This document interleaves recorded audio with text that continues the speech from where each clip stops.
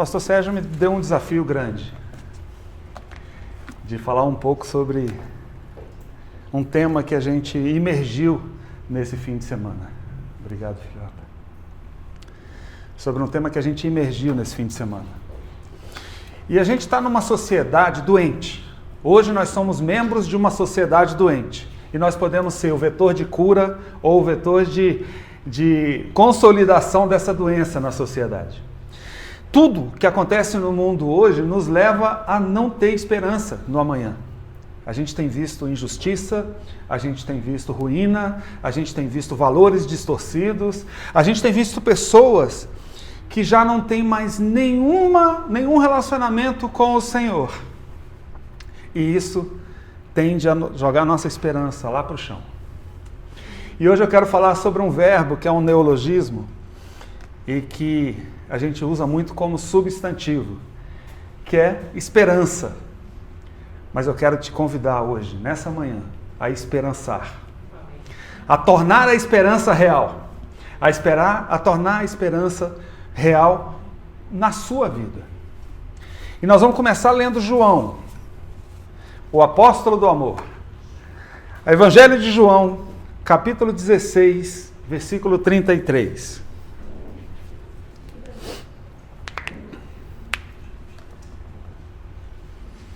Vou esperar você encontrar.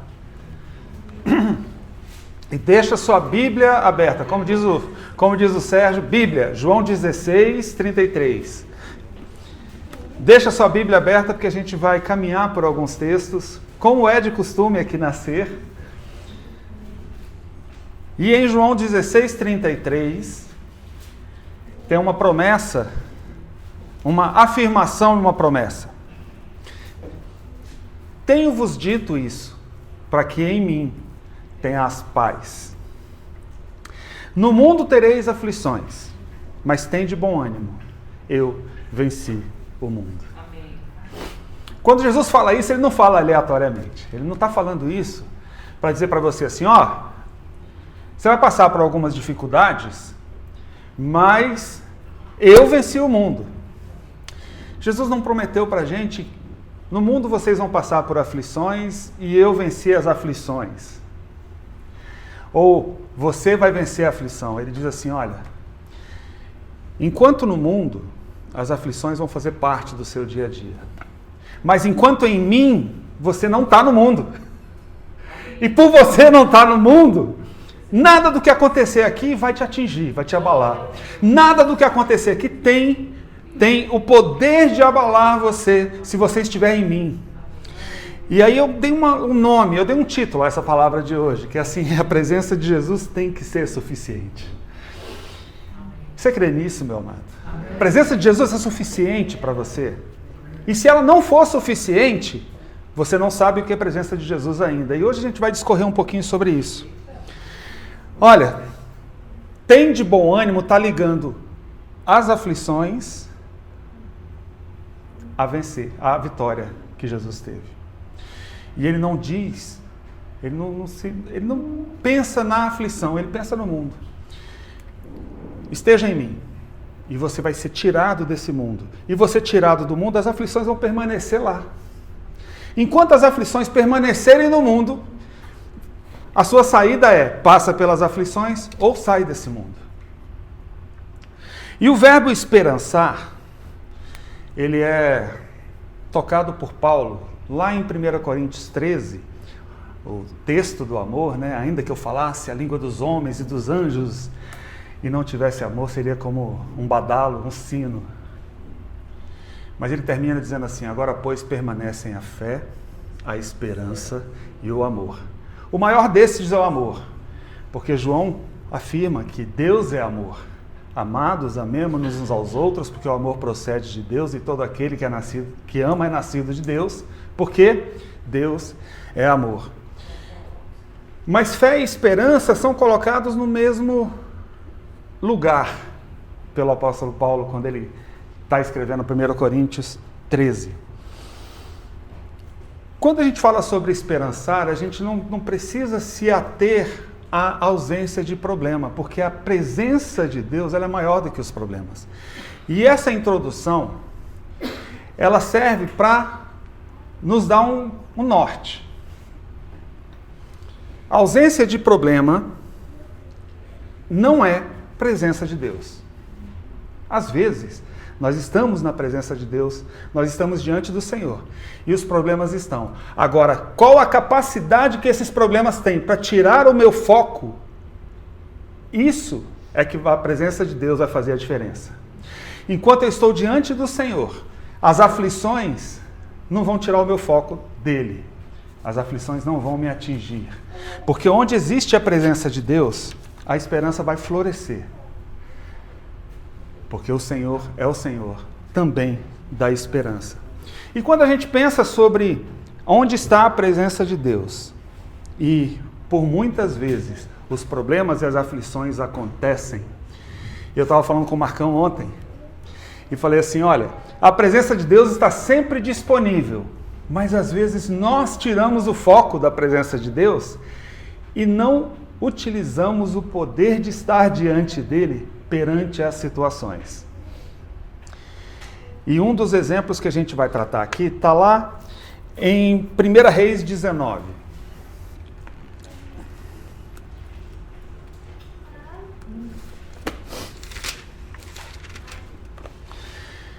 E para trazer aqui um pouquinho do contexto, Elias foi desafiado por alguns profetas de Baal. Esses profetas de Baal eram numerosos e Elias era um só. Mas Elias tinha um Deus, esses profetas tinham um poste ídolo chamado Baal. E nesse desafio ele falou, olha, eu quero dizer para vocês, se Baal, nós vamos botar aqui um altar, e se Baal consumir esse altar, ele é Deus e vocês vão adorar e vão embora, vão com ele. Mas o Senhor, o El Shaddai, o Jeová, o Yahvé, e seja qual nome ele tenha usado naquele momento, é o Senhor onipotente, é o Senhor dos senhores, é o Deus que nós cremos. O Senhor, se ele vier e consumir o sacrifício colocado no altar, ele é Deus, e vocês vão abandonar as práticas do Deus Baal. E esse desafio foi vencido por ele. Os 350 profetas de Baal começaram a gritar, a clamar e pedir que viesse fogo do céu e que consumisse aquele sacrifício. E Elias até zombou deles durante as suas práticas, seus rituais, e ele clama ao Senhor, depois de ter feito o altar, depois de ter molhado toda a madeira para evitar que o fogo pegasse de forma natural, ele clama e o Senhor vem de forma sobrenatural, consome aquele altar, consome o sacrifício, e ele sai vitorioso dessa situação. Todo mundo conhece essa história? E se você não conhece, leia 1 Reis 18, depois. Só que depois disso acontece algo interessante. Elias sai vitorioso, e no versículo 46 do capítulo 18 diz assim, a mão do Senhor estava sobre Elias, o qual cingiu os lombos e veio correndo perante Acabe, o rei, até a entrada de Jezreel. Versículo 1 do capítulo 19. E Acabe fez saber a Jezabel tudo quanto Elias havia feito, e como totalmente matara a todos os profetas à espada. Então Jezabel mandou ao mensageiro a Elias a dizer-lhe, assim me façam os deuses a outro tanto, se de certa manhã a essa hora não puser a tua vida como a de um deles. Jezabel ameaçou de morte o profeta Elias. O que vendo ele se levantou e para escapar com vida se foi, e chegando a Berseba, que é Judá, deixou ali seu servo e foi ao deserto, caminho de um dia, sentar-se debaixo de um zimbro. Pediu para si a morte e disse, já basta, Senhor, toma agora a minha vida, porque não sou melhor do que meus pais. Elias estava evidentemente passando por um momento de depressão. Elias estava evidentemente passando por um momento de desesperança. A fé continuava, porque ele diz, Deus, tira a minha vida. Mas a esperança tinha se esvaído. E essa esperança desvaída vem pelo cansaço, porque aquela batalha não foi uma batalha simples. Não foi um negócio assim, eu vou orar e você vai ser curado e vai sair daqui. Foram algumas horas, ou quiçá alguns dias, nessa batalha psicológica que exauriu de Elias a esperança. E como dizer que Elias não estava na presença de Deus? Porque ele tinha acabado de ser o vetor de um milagre sobremaneira sobre o povo de Israel. E ele diz, olha, Senhor, toma a minha vida, me mata, porque eu não sou melhor que meus pais. Deitou-se, dormiu debaixo de um zimbro, e um anjo o tocou e disse, levanta e come. Ele olhou e eis que à sua cabeceira estava um pão cozido sobre as brasas, uma botija de água, e comeu, bebeu e tornou a deitar-se. E o anjo do Senhor tomou a segunda vez e o tocou e disse, levanta e come, porque será muito longo o caminho. Elias estava esgotado, Elias estava desesperançoso, mas ele não saiu da presença de Deus. E o Senhor, o que ele fez? Ele julgou porque Elias pediu a morte? Não, e a gente aprendeu esse fim de semana que não se deve julgar o sentimento de alguém, independente de para nós ele fazer sentido ou não. Mas o Senhor vira para Elias e diz assim, tá bom meu filho, descansa, dorme, você está cansado, você está sem esperança por estar cansado. O Senhor não repreendeu Elias. Se fosse o Toninho ia dizer, ô Elias, qual é, meu irmão? Você acabou de ver aqui a maravilha, minha maravilha se manifestando no meio do povo. Que fragilidade é essa? Mas o Senhor não fez isso. O Senhor cuidou dele. O Senhor acolheu. O Senhor se fez presente. E a presença do Senhor, naquele momento, redirecionou a esperança dele. Ele alimentou. Ele deu descanso para Elias. E ele falou num sussurro suave assim, olha Elias, renova a tua esperança, porque a gente tem muito que caminhar junto ainda. Elias, eu estou com você. Elias, vai, come, bebe, porque é longo o caminho que você vai ter comigo. O Senhor renova a esperança. A vitória às vezes nos cansa, e a gente vê isso nos esportes. Um jogador de tênis joga muito bem hoje, mas ele precisa de um tempo para se restaurar porque ele está cansado, está esgotado. A presença do Senhor foi a renovação na esperança de Elias. Aonde a pressão esmaga, a presença do Senhor nos levanta. Aonde a desesperança silencia nossos lábios, a presença do Senhor nos traz um grito. Nos traz um sussurro, um suspiro. E a presença do Senhor restaura essa esperança perdida. E Elias passa por esse momento tenebroso e depois vai continuar formando Eliseu, que é o profeta que sucedeu Elias. Um momento de fragilidade não deve ser suficiente para retirar a nossa esperança. E eu não quero falar de Elias, eu quero falar do Toninho. Toninho, hoje pode estar difícil, mas a presença do Senhor vem para restaurar a minha esperança. E a minha esperança vai alimentar a minha fé, que foi alimentada pela esperança, e isso gera um ciclo virtuoso de relacionamento com o Senhor, na presença dEle. Eu preciso confiar que a presença do Senhor é suficiente. Você crê nisso, meu irmão? Você crê que a presença do Senhor pode ser suficiente na sua vida?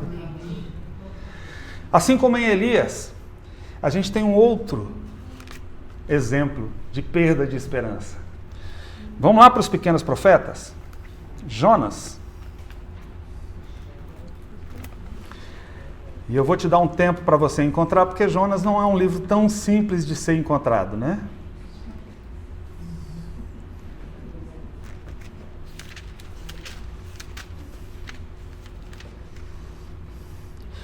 Jonas capítulo 1, versículos de 1 a 3.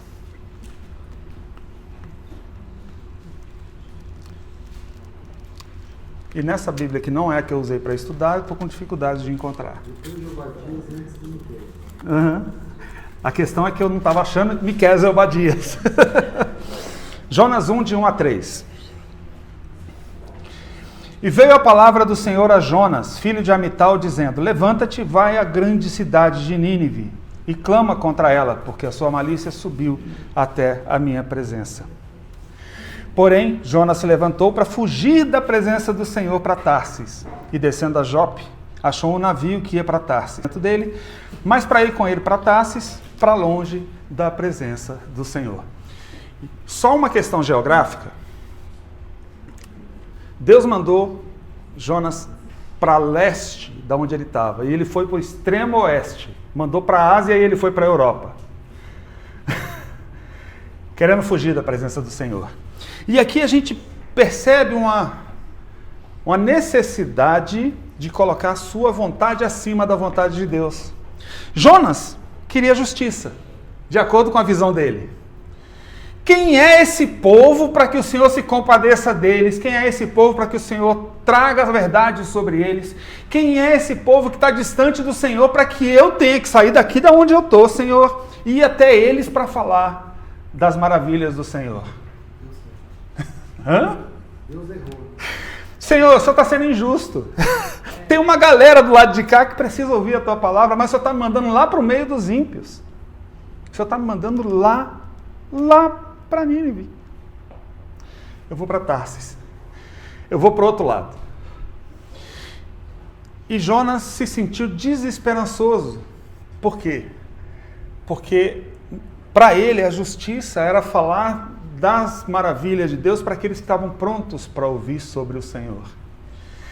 E ele, cheio de justiça própria, ele se coloca como o vetor de justiça, como correção a Deus, e vai para o outro lado.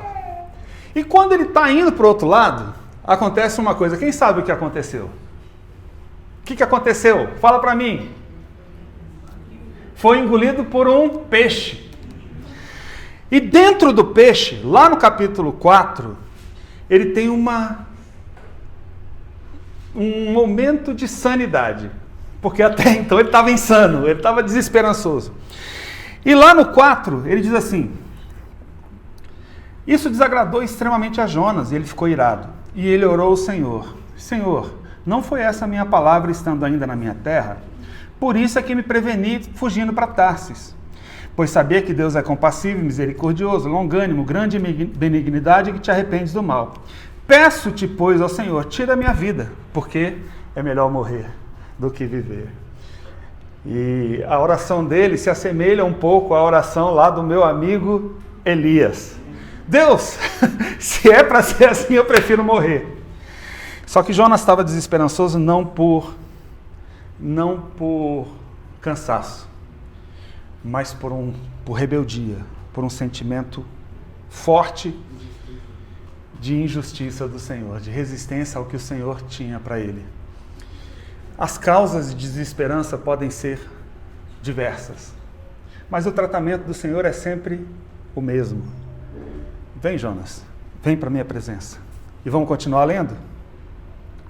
E disse o Senhor: faz bem que assim te ires. Então Jonas saiu da cidade, sentou-se ao oriente dessa cidade, fez uma cabana, sentou debaixo dela e à sombra, até ver o que aconteceria na cidade. E fez o Senhor Deus nascer sobre uma aboboreira. Ele subiu por cima de Jonas, para que fizesse sombra sobre a sua cabeça, a fim de livrar do seu enfado. E Jonas se alegrou em extremo, por causa da aboboreira. E quem sabe o que é uma aboboreira? É um pé de abóbora, que é uma planta rasteira. E o Senhor fez com que ela fizesse sombra sobre a cabeça de Jonas. Mais uma vez, Deus vira para Jonas e fala assim: a minha presença te é suficiente. Acolheu, trouxe Jonas para junto e fez com que aquele momento de desesperança fosse esperançado. Sabe o que tem de coincidente nessas duas situações? Nas duas, o desesperançoso foi sincero diante do Senhor. E a gente, às vezes, quer fazer orações bonitas, a gente quer fazer, às vezes, orações que animem as pessoas que estão do nosso lado, quando o nosso coração está quebrado em frangalhos e nossa mente está totalmente perdida e o nosso corpo sem saber para onde vai. E a gente diz: ó Deus soberano, que o Senhor seja sobre todos na face da terra. Quando no coração quer dizer assim: Deus, Tá bom. Quero mais isso não quero mais brincar disso não, Deus. Tira a minha vida. Esse era o sentimento de falta de esperança que eles levavam. E nas duas orações extremamente sinceras, onde eles dizem, Deus, por favor, resolve o meu problema. E na mente deles, desesperançosa, a solução era perder a vida. Meu amado, seja sincero diante do Senhor. Ele sabe todas as coisas. Mas Ele precisa ouvir de você que você depende dEle para a solução. A presença do Senhor encheu o coração de Jonas, encheu o coração de Elias, a ponto de fazer com que eles esperançassem, a ponto de renovar neles a esperança, de renovar neles a fé e renovar neles o desejo de servir ao Senhor, assim como outrora. Jonas estava cheio de justiça própria. Jonas estava resistente ao plano de Deus. Mas quando ele orou com sinceridade diante do Senhor, a resposta veio. O acolhimento veio, a solução veio, e a presença do Senhor encheu o coração de Jonas dele mesmo. E onde ele está? O amor, a fé e a esperança transbordam. Tem um terceiro exemplo, que está lá em Lamentações 3. Jeremias era considerado o profeta chorão. E por que Jeremias era chamado de profeta chorão? Porque a gente já falou sobre isso aqui. Ele andava pela cidade lamentando por tudo que estava acontecendo. E ele estava vendo o templo destruído. Ele estava vendo Israel fora dos caminhos de Deus. Ele estava olhando para tudo e vendo só assombro, só destruição. Ele estava vendo que nada ali estava funcionando. E ele, lá no capítulo 3 de Lamentações, ele começa a dizer assim: lembra-te da minha aflição, do meu planto, do absinto e do fel. A minha alma certamente disso se lembra. E por isso ela se abate dentro de mim. Ele só não pediu a morte, mas a oração dele foi mais ou menos a mesma de Elias e a mesma de Jonas. Jeremias, vendo a desolação dos planos de Deus, ele olha e depois leia o capítulo 3 inteiro de Lamentações. É um capítulo de lamentação até o versículo 19, até o versículo 20. De lamentação, ele diz assim: meus olhos viram a fúria do Senhor, o furor do Senhor. Ele colocou pedrinhas nos meus dentes. Essa é a parte que mais me lembra. O sofrimento que ele estava sentindo.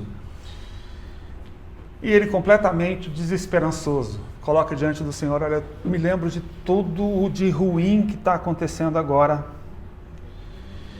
E por isso a minha alma se abate dentro de mim. E faltou ele completar e dizer: ah, Senhor, leva a minha vida, porque não vale a pena viver assim. A oração de alguém que está desesperançoso, a oração de alguém que está vendo tragédia atrás de tragédia, a oração de alguém zeloso que está vendo todo o trabalho dele cair por terra e não ter nenhum resultado. Enquanto Elias estava exausto, Jonas estava resistente ao plano de Deus, Jonas estava chateado, Jeremias estava triste. Jeremias estava triste, porque ele conhecia o Senhor e sabia que o seu povo tinha se perdido. E no momento de esperançar, ele volta para a presença de Deus, ele para de olhar para a circunstância.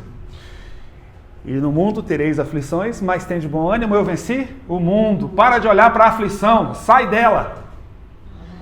E aí Jeremias olha para fora da aflição e diz assim: dessas coisas me recordo na minha mente. Por isso, esperarei.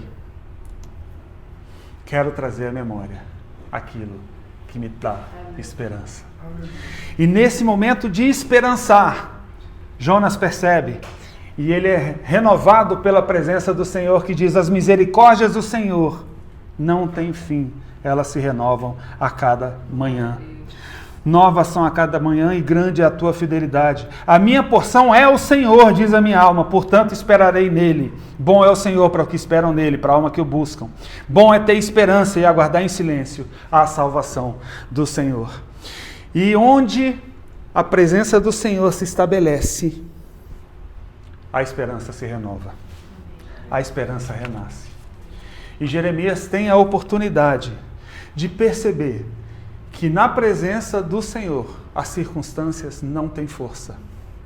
Na presença do Senhor as circunstâncias são passageiras. E é a presença do Senhor que renova em nós a fé e a esperança. A presença do Senhor está disponível o tempo inteiro. O Senhor diz, estou aqui, eis que minha mão não está encolhida. Mas nós, nos momentos de desesperança, nós buscamos nos afastar dele. E hoje a gente estava falando na sala, na escola bíblica, que o Senhor está sempre pronto. O pecado não afasta ele de mim, mas me afasta dele. A desesperança tem esse poder de nos afastar, de fazer com que nós busquemos um caminho adverso à presença do Senhor.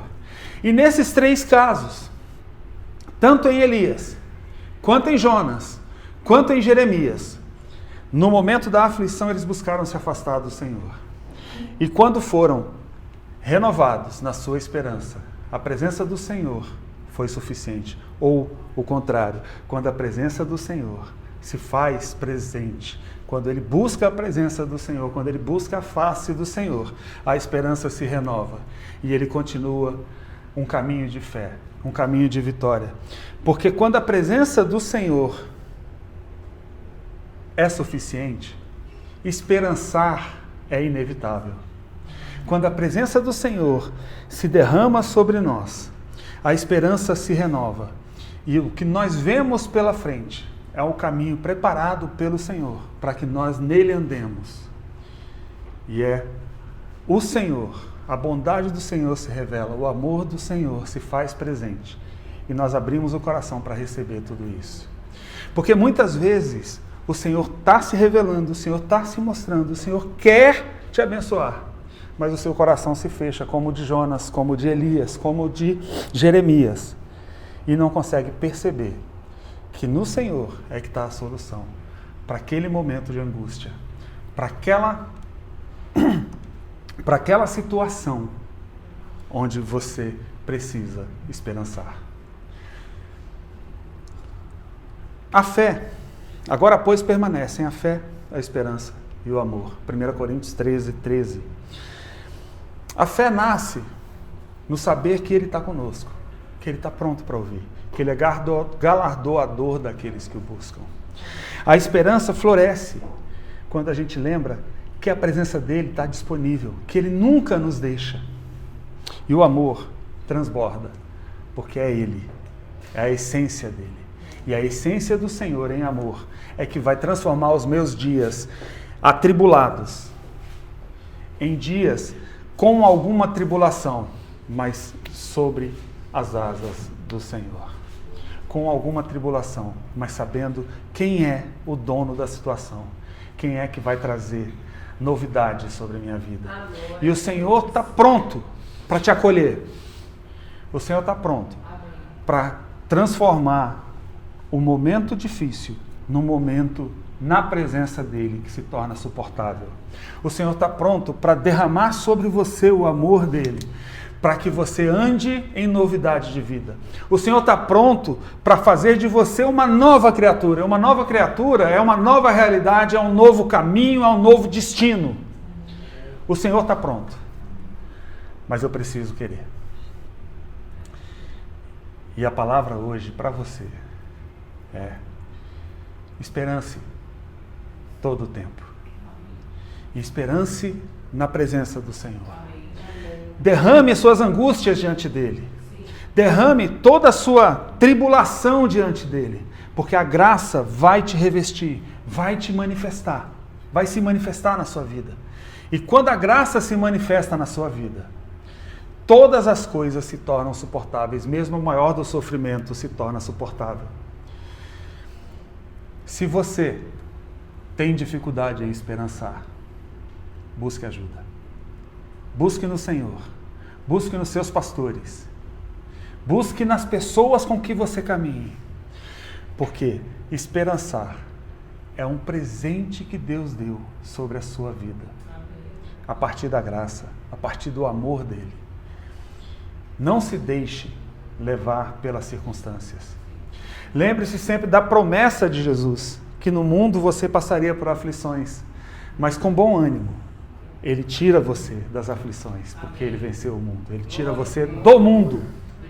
E as circunstâncias já não dizem mais. Tem uma canção antiga, cadê o vovô Paulo? Vovô Paulo, não olhe as circunstâncias, olhe seu amor, não me guio por vistas, alegre estou. Isso é esperançar. É não olhar para a circunstância, mas entender quem é o Senhor que tudo pode, que tudo quer e que tudo faz em amor a você. E esse Senhor quer se revelar para a sua vida hoje. Eu sei que tem tribulação na sua vida. E eu posso dizer que a gente lá em casa é mestre em tribulação. Mas o nosso socorro vem do Senhor. A nossa esperança está nele. A nossa fé está naquele que nunca falhou e não vai falhar com você. Que o Senhor te abençoe, meu amado. Que o seu coração seja cheio da presença dele. E que a sua esperança seja renovada todos os dias. E que o amor dele tenha lugar no seu coração. Que o amor dele tenha lugar nos seus dias. Que o amor dele tenha lugar na sua mente. Porque antes de chegar no coração, ele passa pelo culto racional. Ele passa pela sua mente. E vai te encher de gozo, paz, alegria, bondade, benignidade, longanimidade, mansidão e domínio próprio, porque esse é o fruto que o Espírito gera em você. Deus te abençoe. Estamos encerrados.